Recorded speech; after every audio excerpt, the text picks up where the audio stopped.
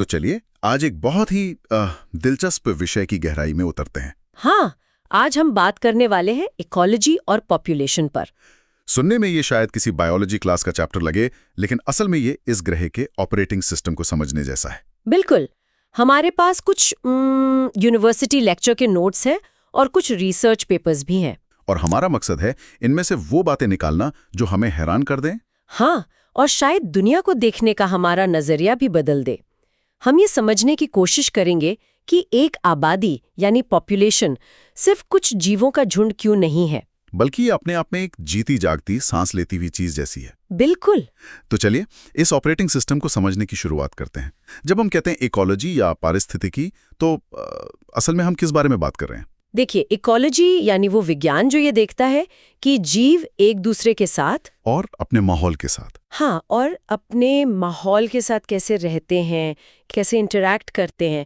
ये मतलब रिश्तों का एक जाल है। और इसी जाल की एक बहुत जरूरी कड़ी है पॉपुलेशन। बिल्कुल।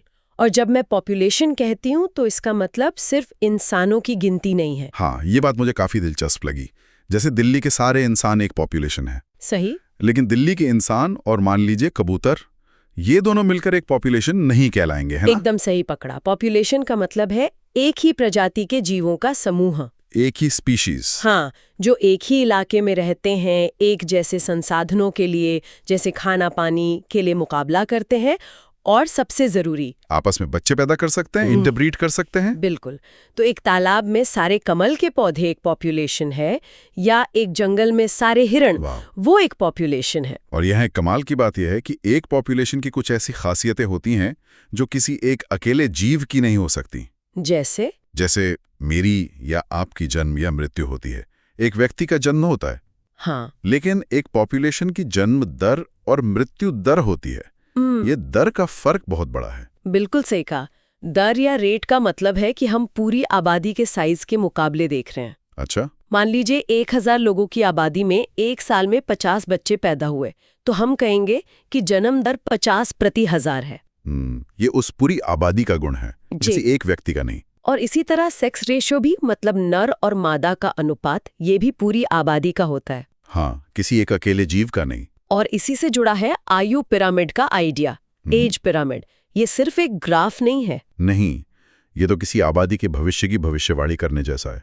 हाँ, ये बताता है कि आने वाले समय में आबादी बढ़ेगी, घटेगी या वैसी ही रहेगी। ये एक तरह का डेमोग्राफिक एक्सरे है। इसके 3 मुख्य आकार होते हैं। कौन कौन से? पहला है विस्तारित या एक्सपैंडिंग पिरामिड। ये बिल्कुल त्रिकोण जैसा दिखता है, जिसका बेस बहुत चौड़ा होता है। मतलब नीचे से चौड़ा। हाँ, इसका मतलब है कि आबादी में बच्चे और युवा, जिन्हें हम प्री रिप्रोडक्टिव कहते हैं, वो बहुत ज्यादा हैं। ये भविष्य में एक जनसंख्या विस्फोट का संकेत है। जैसे हमारे देश भारत का पिरामिड कुछ दशकों पहले बिल्कुल ऐसे ही था, बहुत सारे युवा। बिल्कुल, जिसका मतलब था कि आने वाले सालों में आबादी तेजी से बढ़ेगी। और दूसरा आकार है स्थिर या स्टेबल, जो घंटी के आकार का होता है। इसमें युवा और प्रजनन करने वाली उम्र के लोग लगभग बराबर होते हैं। तो आबादी स्थिर रहती है। हाँ, न बहुत तेजी से बढ़ रही है न घट रही है। और तीसरा है घटती हुई आबादी का पिरामिड। ये कैसा दिखता है? ये एक कलश या सुराही जैसा दिखता है, जिसका बेस संकरा होता है। इसमें युवा लोग कम होते हैं और बूढ़े लोग ज्यादा। अच्छा, तो ये संकेत है कि भविष्य में आबादी कम होने वाली है। हाँ, जैसा आज कई यूरोपीय देशों और जापान में हो रहा है। मतलब 100 लोग एक छोटे से कमरे में हैं या एक बड़े से मैदान में? सही सवाल। और यहीं पर जनसंख्या घनत्व यानी पॉपुलेशन डेंसिटी का आइडिया आता है। और यहाँ भी सिर्फ गिनती करना काफी नहीं है ना? बिल्कुल नहीं। स्रोतों में एक शानदार उदाहरण दिया गया है। सोचिए, 1 एकड़ जमीन में 200 गाजर घास मतलब पार्थेनियम के पौधे हैं। ठीक है। और दूसरी तरफ एक दूसरी एकड़ जमीन में सिर्फ एक बड़ा विशाल बरगद का पेड़ है। तो जाहिर है गिनती के हिसाब से तो गाजर घास की डेंसिटी 200 हुई और बरगद की सिर्फ 1। हाँ, तो गाजर घास ज्यादा महत्वपूर्ण हुई। यही तो मजेदार बात है। बिल्कुल नहीं। वो एक अकेला बरगद का पेड़ उस पूरे इकोसिस्टम पर जो असर डालता है, जैसे जितने पक्षियों को वो घर देता है, जितनी ऑक्सीजन पैदा करता है, उसका कुल बायोमास यानी जैविक भार, हाँ, वो उन 200 छोटे छोटे पौधों से कहीं ज्यादा है। इसलिए इकोलॉजी में कभी-कभी सिर्फ सिर गिनना बेमानी हो सकता है। वाह, ये तो सोचने का बिल्कुल नया तरीका है। मतलब हमें प्रभाव को भी देखना पड़ता है। बिल्कुल। तो हमने देखा कि आबादी क्या है, उसकी खासियतें क्या हैं, लेकिन कोई भी आबादी हमेशा एक जैसी तो नहीं रहती, वो घटती बढ़ती रहती है। जी, इसके पीछे क्या साइंस है? इसे समझने का एक बहुत आसान तरीका है। किसी आबादी को एक बाल्टी में भरे पानी की तरह सोचिए। ठीक है, एक बाल्टी में पानी। अब इस बाल्टी में पानी 2 नलों से आ रहा है और 2 छेदों से बाहर जा रहा है। अच्छा, ये मजेदार है। तो पानी भरने वाले 2 नल कौन से हैं? पहला नल है जन्म दर या नेटैलिटी, यानी नए जीवों का पैदा होना। ठीक है। और दूसरा नल है आप्रवासन या इमिग्रेशन, मतलब उसी प्रजाति के जीवों का बाहर से आकर उस आबादी में शामिल हो जाना। तो ये दोनों आबादी को बढ़ाते हैं? हाँ, और पानी निकालने वाले 2 छेद, पहला है मृत्यु दर या मोर्टेलिटी, यानी जीवों का मरना। और दूसरा है उत्प्रवासन या एमिग्रेशन, मतलब उस आबादी के जीवों का वो जगह छोड़कर कहीं और चले जाना। तो इन चारों का बैलेंस ही तय करता है कि बाल्टी का लेवल ऊपर जाएगा, नीचे गिरेगा या स्थिर रहेगा। एकदम। तो अगर संसाधन मतलब खाना और जगह मिलते रहें तो क्या आबादी हमेशा बढ़ती ही रहेगी? क्या इसकी कोई सीमा नहीं है? सैद्धांतिक रूप से हाँ, और यहीं से हमारा पहला ग्रोथ मॉडल आता है जिसे कहते हैं एक्सपोनेंशियल ग्रोथ, घातीय वृद्धि। हाँ, ये एक आदर्श स्थिति है जहां संसाधन अनलिमिटेड है। सोचिए, एक बैक्टीरिया को एक ऐसी पेट्री डिश में रखा गया जहां खाना कभी खत्म नहीं होता। तो वो तो बढ़ता ही जाएगा। वो हर 20 मिनट में डबल होता जाएगा। 1 से 2, 2 से 4, 4 से 8, इसकी रफ्तार बहुत तेजी से बढ़ती है। और उसका ग्राफ जे अक्षर जैसा बनता है ना, पहले धीरे धीरे और फिर एकदम सीधा ऊपर। बिल्कुल, ये जे शेप कर्व है। डार्विन ने भी कहा था कि हर प्रजाति में अपनी संख्या को घातीय रूप से बढ़ाने की क्षमता होती है। अच्छा। इसी से उनका फिटनेस का विचार भी जुड़ा है, जहां हर प्रजाति अपनी आर वैल्यू यानी बढ़ने की आंतरिक दर को अधिकतम करना चाहती है। ये प्रकृति की सबसे बुनियादी इच्छा है, अपनी संख्या बढ़ाना। बिल्कुल। लेकिन असल दुनिया में तो ऐसा होता नहीं। अनलिमिटेड खाना और जगह तो एक कल्पना ही है। सही बात। एक न एक दिन तो सीमा आई ही जाती है। और इसीलिए दूसरा मॉडल ज्यादा हकीकत के करीब है। हाँ, जिसे कहते हैं लॉजिस्टिक ग्रोथ। ये मानता है कि हर माहौल की एक वहन क्षमता या कैरिंग कैपेसिटी होती है। इसे के से दिखाते हैं। कैरिंग कैपेसिटी के? हाँ, ये क्या है? ये वो अधिकतम संख्या है जिसे वो माहौल लंबे समय तक संभाल सकता है, सस्टेन कर सकता है। तो ये के एक तरह की लक्ष्मण रेखा है? आप इसे लक्ष्मण रेखा कह सकती हैं या प्रकृति का बजट। जब आबादी छोटी होती है तो वो लगभग एक्सपोनेंशियल तरीके से ही बढ़ती है, जे कर्व की तरह। हाँ, लेकिन जैसे जैसे वो के करीब पहुंचती है, संसाधनों की कमी होने लगती है, मुकाबला बढ़ जाता है और बढ़ने की रफ्तार धीमी हो जाती है। और आखिरकार आबादी के पास आकर स्थिर हो जाती है। इसका ग्राफ एस अक्षर जैसा बनता है, जिसे सिग्मॉइड कर्व कहते हैं। और ये सिर्फ जानवरों या पौधों के लिए सच नहीं है, ये प्रकृति का एक नियम लगता है। हाँ, कोई भी सिस्टम, चाहे वो एक कंपनी का विकास हो या किसी वायरल वीडियो का फैलना, हमेशा के लिए जे कर्व पर नहीं रह सकता। आखिरकार सीमाएं सामने आ ही जाती हैं। बहुत बढ़िया कहा आपने। के ही वो पॉइंट है जहां सपने हकीकत से टकराते हैं। और इसी टकराव से प्रकृति का सबसे बड़ा ड्रामा शुरू होता है, प्रजातियों के बीच का आपसी संबंध। बिल्कुल, क्योंकि कोई भी प्रजाति अकेले नहीं रहती। हाँ, यहीं से कहानी और भी जटिल और दिलचस्प हो जाती है। प्रजातियों के बीच के ये रिश्ते तो किसी एक्शन फिल्म जैसे होते हैं। सबसे पहला है प्रेडेशन, यानी शिकार और शिकारी का खेल, परभक्षण, जिसे हम प्लस माइनस रिश्ता कहते हैं। प्लस माइनस क्यों? क्योंकि इसमें एक को प्लस यानी शिकारी को फायदा होता है और दूसरे को माइनस यानी शिकार को नुकसान। लेकिन ये सिर्फ मार काट नहीं है। तो फिर क्या है? ये इकोसिस्टम में ऊर्जा को एक लेवल से दूसरे लेवल तक पहुंचाने का तरीका है। घास में जो सूरज की ऊर्जा है वो हिरन तक पहुंचती है, और हिरन से बाघ तक। ये सब प्रेडेशन के जरिए ही होता है। बिल्कुल। और शिकारियों का एक और बड़ा काम भी है, आबादी को काबू में रखना। हाँ, ये जरूरी है। स्रोत में ऑस्ट्रेलिया का एक क्लासिक उदाहरण है। वहां प्रिकली पियर कैक्टस नाम का एक पौधा लाया गया। अच्छा। अपने नए घर में उसका कोई प्राकृतिक शिकारी नहीं था। नतीजा, वो अनियंत्रित रूप से फैल गया और लाखों एकड़ जमीन पर कब्जा कर लिया। तो उसे कैसे काबू किया? उसे काबू में करने के लिए आखिरकार एक कीट, एक मॉथ लाना पड़ा जो उसे खाता था।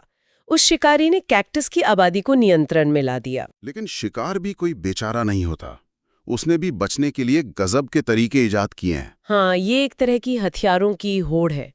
एवोल्यूशनरी आर्म्स रेस कहते हैं इसे। क्या क्या तरीके? कुछ जीव छलावरण यानी कैमोफ्लाज का इस्तेमाल करते हैं, जिससे वो अपने माहौल में ऐसे घुल मिल जाते हैं कि दिखते ही नहीं। जैसे गिरगिट? हाँ, कुछ पौधों ने कांटे उगा लिए हैं और कुछ तो और भी शातिर हैं। जैसे वो मोनार्क तितली, उसकी कहानी तो कमाल है। हाँ, मुनाक तितली का लार्वा एक जहरीला पौधा खाता है। और उस जहर से उसे कुछ नहीं होता? उसे कुछ नहीं होता, लेकिन वो जहर उसके शरीर में जमा हो जाता है। इससे तितली खुद इतनी जहरीली हो जाती है कि अगर कोई पक्षी उसे खाने की कोशिश करे तो वो बीमार पड़ जाता है। और दोबारा उस पर हमला नहीं करता? बिल्कुल। उसका चमकीला रंग एक चेतावनी है, मुझे मत खाओ, मैं खतरनाक हूं। तो ये तो हुआ एक तरफा रिश्ता।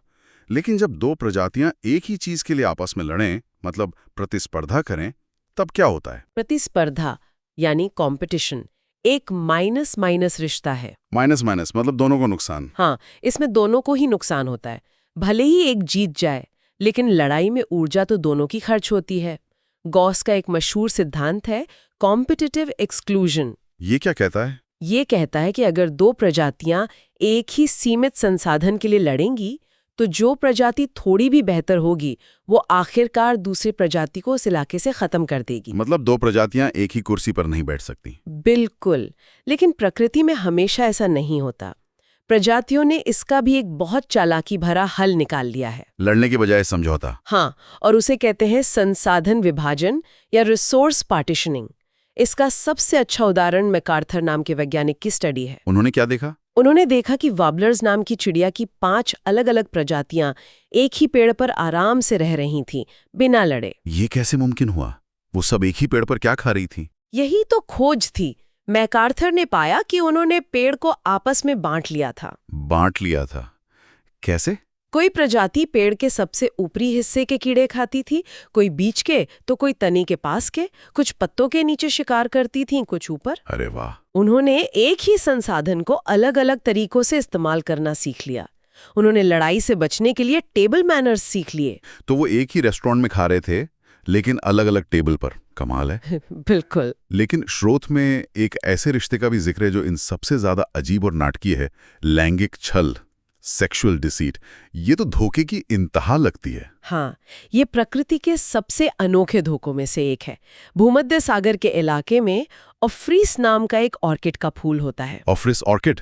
इसकी एक पंखुड़ी हूबहू एक खास प्रजाति की मादा मधुमक्खी जैसी दिखती है। क्या बात कर रही हैं? सिर्फ दिखने में? नहीं, सिर्फ आकार और रंग में ही नहीं, बल्कि वो वैसी ही गंध भी पैदा करती है और उसके साथ स्यूडो कॉपुलेशन करने की कोशिश करता है। नकली संभोग। और इसी धोखे में ऑर्किड का काम हो जाता है। हाँ, जब नर मधुमक्खी उस पंखड़ी पर बैठता है तो फूल के परागकण यानी पोलन ग्रेन्स उसकी पीठ पर चिपक जाते हैं। और फिर वो बेचारा नर मधुमक्खी जब दूसरे ऑफ्रिस फूल के धोखे में आता है तो परागकण वहां छोड़ देता है। बिल्कुल, मतलब ऑर्किड ने बिना कोई इनाम दिए, बिना कोई नेक्टर दिए मधुमक्खी को धोखा देकर अपना परागण करवा लिया। ये तो जबरदस्त है। ये सहविकास मतलब को-एवोल्यूशन का एक बेहतरीन उदाहरण है। हाँ, जहां फूल और मधुमक्खी लाखों सालों से एक दूसरे के विकास को प्रभावित कर रहे हैं। अगर मादा मधुमक्खी का रंग रूप जरा भी बदलता है तो ऑर्किड को भी खुद को बदलना पड़ता है, वरना उसका ये धोखा काम नहीं करेगा। बिल्कुल। तो हमने एक आबादी की परिभाषा से शुरू करके उसके बढ़ने घटने के नियमों को समझा और फिर प्रजातियों के बीच के इस जटिल और नाटकीय ताने बाने को देखा। हाँ, ये रिश्ते, चाहे वो शिकार हो या प्रतिस्पर्धा या फिर ये अनोखा धोखा, हमें कठोर लग सकते हैं, लेकिन यही वो प्रक्रियाएं हैं जो इकोसिस्टम में संतुलन बनाती हैं और विकास को आगे बढ़ाती हैं। और स्रोतों में ऊर्जा के पिरामिड का भी जिक्र है, जो हमेशा सीधा होता है। ये प्रकृति का एक बहुत बड़ा नियम है। इसका क्या मतलब है? इसका मतलब है कि ऊर्जा हमेशा उत्पादकों यानी पौधों से उपभोक्ताओं तक एक ही दिशा में बहती है और हर कदम पर काफी ऊर्जा गर्मी के रूप में खो जाती है। इसीलिए दुनिया में शेर से ज्यादा हिरन है और हिरन से ज्यादा घास है। एकदम सही। ये आपसी संबंध उसी ऊर्जा के बहाव का माध्यम है। इस पूरी बातचीत के बाद एक चीज मेरे दिमाग में घूम रही है। बताइए। स्रोतों में ब्रूड परजीविता का भी उल्लेख है, जहां कोयल कौवे के घोंसले में अपने अंडे दे देती है और बेचारा कौवा उन्हें अपने बच्चे समझकर पालता है। हाँ, ये भी एक तरह का धोखा है। ये सोचने पर मजबूर करता है कि प्रकृति में वृत्ति यानी इंस्टिंक्ट और बुद्धि यानी इंटेलिजेंस के बीच क्या रिश्ता है। एक कौवा जिसे हम इतना चतुर और बुद्धिमान पक्षी मानते हैं, कोयल की इस विकसित रणनीति से मात खा जाता है। ये विकास की प्रोग्रामिंग के ताकत के बारे में क्या बताता है, और इस पूरी प्रक्रिया में चेतना या चुनाव की क्या कोई जगह है? ये एक सवाल है जो विज्ञान के साथ साथ दर्शन की तरफ भी जाता है।